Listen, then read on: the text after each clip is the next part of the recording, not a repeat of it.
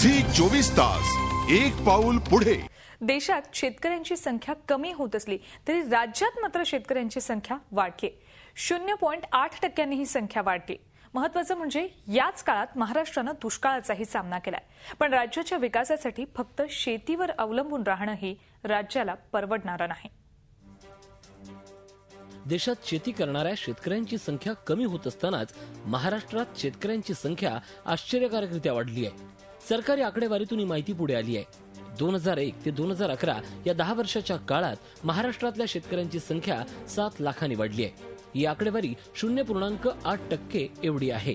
विशेष म्हणजे याच कालखंडात महाराष्ट्र प्रदेश या राज्यांमध्ये शेतकऱ्यांची संख्या लक्षणीय घटली आहे। भारतात 2001 साली शेती करणाऱ्या शेतकऱ्यांची संख्या 127.3 दशलक्ष एवढी होती, तर 2011 मध्ये ही संख्या 118.7 दशलक्षवर आली। महाराष्ट्रात 2001 मध्ये 11.8 लक्ष शेतकऱ्यांची संख्या होती, त्यामध्ये 2011 मध्ये वाढ होत 12.6 दशलक्ष एवढी झाली। पंजाबमध्ये 2001 साली 2.1 दशलक्ष एवढी असलेली शेतकऱ्यांची संख्या 2011 मध्ये 1.9 दशलक्ष झाली। उत्तर प्रदेशात 2001 मध्ये 22.2 दशलक्ष एवढी शेतकऱ्यांची संख्या होती, 2011 मध्ये त्यात घट होऊन 19.1 दशलक्ष एवढी झाली। तर मध्य प्रदेशात 2011 मध्ये 11 दशलक्ष एवढी शेतकऱ्यांची संख्या होती, त्यात घट होऊन 2011 मध्ये 9.8 दशलक्षवर आली। शेतकरी आत्महत्यांचा प्रश्नही गेल्या दशकापासून महाराष्ट्राला भेडसावतोय। असं असतानाही महाराष्ट्रातल्या शेतकऱ्यांची संख्या कशी वाढली हे कृषी तज्ञांनाही विचार करायला लावणारी बाब आहे।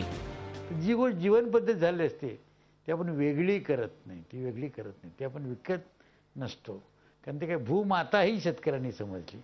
आणि त्याचंच कारण आहे की अनंत अडचणीने महाराष्ट्राच्या शेतकऱ्यांनी जमीन विकली नाही। वाढत्या बेरोजगारीमुळे महाराष्ट्रात शेतकऱ्यांची संख्या वाढल्याचं तज्ञ म्हणतायत। मात्र राज्याचा विकास करायचा असल्यास केवळ शेतीवर अवलंबून राहून परवडणार नाहीये। त्यामुळे सरकारनं राज्यातल्या नागरिकांना नोकरी व्यवसायाच्या संधी उपलब्ध करून देणं गरजेचं आहे। Bureau report Zee media.